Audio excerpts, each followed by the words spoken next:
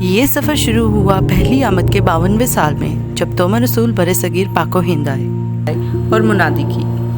وہاں انہوں نے بہت سے لوگوں کو بپتسمہ دیا اور مختلف مقامات پر 7 چرچز بھی قائم کیے۔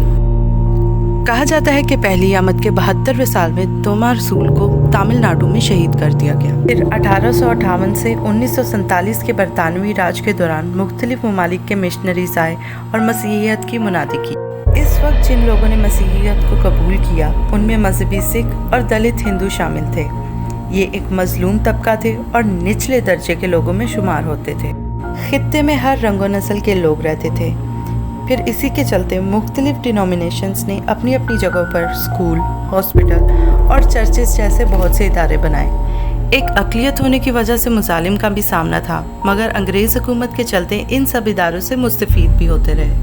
ہم پنجابی مسیحی شخصیتوں کی بات کریں تو امام الدین کا نام سر فہرست ہے۔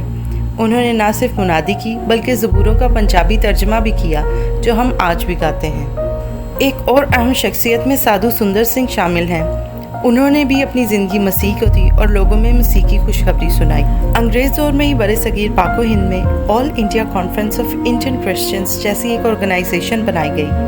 اس آرگنائزیشن میں پنجابی مسیحی کثرت سے موجود تھے۔ اسی آرگنائزیشن کے صدر کے طور پر ایس کے دتا بھی معمور رہے۔ ان کا تعلق لاہور سے تھا۔ ایس کے دتا ایف سی کالج کے پرنسپل کے طور پر بھی خدمات سر انجام دیتے رہے۔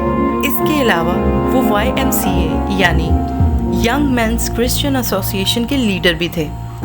YMCA ایک ایسا ادارہ ہے جو مسیحی لوگوں کی فلاح و بہبود کے لیے بنایا گیا۔ پنجابی مسیحیوں کا آزادی مہم میں بھی ایک اہم کردار رہا ہے۔ 1946 کے انتخابات میں مسیحیوں نے پاکستان کے حق میں ووٹ کیا۔ تعداد اگرچہ چھوٹی تھی مگر پھر بھی ووٹ اہمیت کے حامل تھے۔ انگریزی مردم شماری کے مطابق پنجاب میں 1.79% مسیحی آباد تھے۔ موجودہ پاکستان میں پنجاب میں 2 سے 3% مسیحی آباد ہیں۔ پاکستان کے 81% لوگ پنجاب میں رہتے ہیں، جن میں زیادہ تر کسان اور مزدور شامل ہیں۔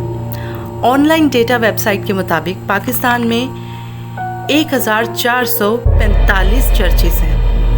ان میں وہ چرچز شامل نہیں جن کا آن لائن کوئی ڈیٹا نہیں ہے یا جو رجسٹرڈ نہیں ہے۔ ان میں زیادہ تر چرچز پنجاب میں ہی موجود ہیں۔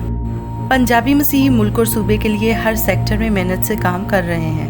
پنجاب اس لیے بھی اہمیت کا حامل ہے کیونکہ یہاں پرنٹنگ پریس ہے، جو بائبل اور گیتوں کی کتب اور مسیحیت سے متعلق چیزیں چھاپ کر دوسرے صوبوں تک بھی پہنچاتے ہیں۔ مختلف گروہ اور چرچز دور دراز علاقوں میں منادی کرنے بھی جاتے ہیں۔